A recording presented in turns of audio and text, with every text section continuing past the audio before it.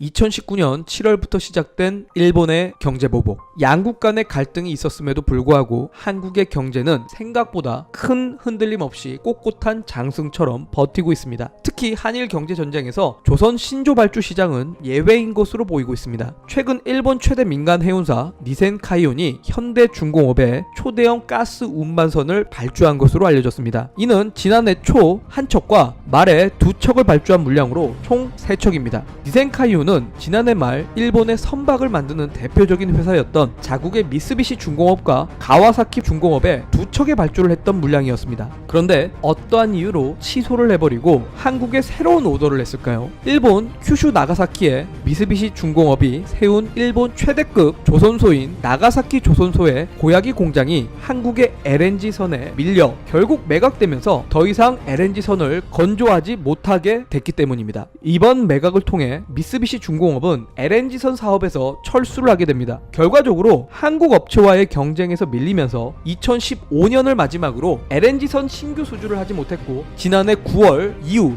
공장은 정지된 상태입니다. 더 이상 자국의 배를 대줄 수 없는 상황인 것입니다. 이런 상황에서 만족할 만한 품질로 납기를 맞출 수 있는 곳은 자국에 없다라는 판단이 매우 컸을 것입니다. 또한 니센카이온은 국제해사기구의 강화된 환경규제 IMO 2020에 따라 오래된 가스 운반선을 최신 친환경 가스 운반선으로 교체를 하고 있습니다. 2020년 1월 1일부터 전 세계를 운항하는 선박들은 국제해사기구의 강화된 환경규제 정책인 IMO 2020에 적용을 받습니다. 선박용 연료유의 황산화물 함유율을 현행 3.5% 미만에서 0.5% 미만으로 낮춘 저유 확률을 쓰도록 강제하는 규제입니다. 황산화물은 미세먼지 등을 유발하는 환경오염 물질로 꼽히고 있기 때문에 연료유 교체나 배출가스 황산화물 저감 장치 장착 또는 액화 천연가스 추진선 신규 도입을 해야 합니다. 이 규정을 지키지 않을 시에는 회원국 항구의 입항 자체가 불가능하기 때문입니다. 그런데 올해부터 변경되는 환경 규제에 맞는 고기술력의 선박에 만족할 만한 품질로 납기일에 맞출 수 있는 곳은 전 세계에서 한국의 조선사밖에 없다는 것입니다.